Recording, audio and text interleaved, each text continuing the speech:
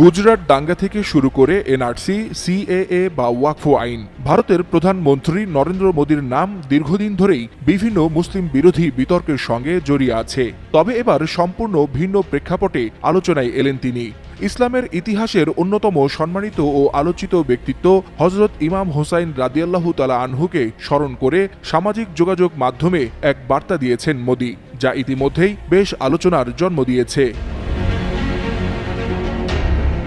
রোববার এক্স অ্যাকাউন্টে দেয়া এক পোস্টে মোদী লিখেছেন, হযরত ইমাম হুসাইন রাদিয়াল্লাহু তাআলা আনহু এর আত্মত্যাগ সত্য ও ন্যায়ের প্রতি তার অঙ্গীকারকে স্পষ্টভাবে তুলে ধরে। প্রতিকূলতার মধ্যেও সত্যের পক্ষে অবিচল থাকার অনুপ্রেরণা যোগান ইমাম হুসাইন রাদিয়াল্লাহু তাআলা আনহু।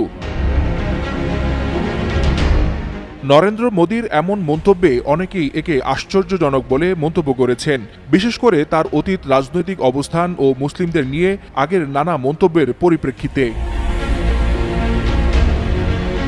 ইতিহাসবিদদের মতে ইমাম হুসাইন রাদিয়াল্লাহু তাআলা আনহু এর আত্মত্যাগ কেবল ইসলামী ইতিহাসেরই নয়, বরং মানব ইতিহাসের অন্যতম গুরুত্বপূর্ণ নৈতিক অধ্যায়।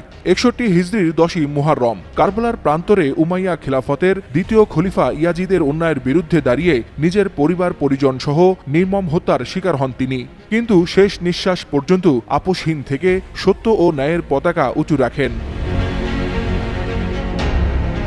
ইমাম হুসাইন রাদিয়াল্লাহু তাআলা আনহু এর এই আত্ম উৎসর্গ আজও বৈশ্বিকভাবে মানবতা, প্রতিবাদ এবং নৈতিক দৃঢ়তার প্রতীক হিসেবে বিবেচিত হয়।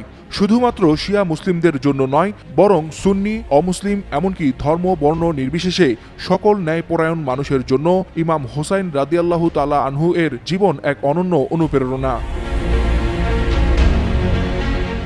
বিশ্লেষকদের মতে মোদীর এই ধরনের মন্তব্য তার রাজনৈতিক কৌশলের অংশও হতে পারে।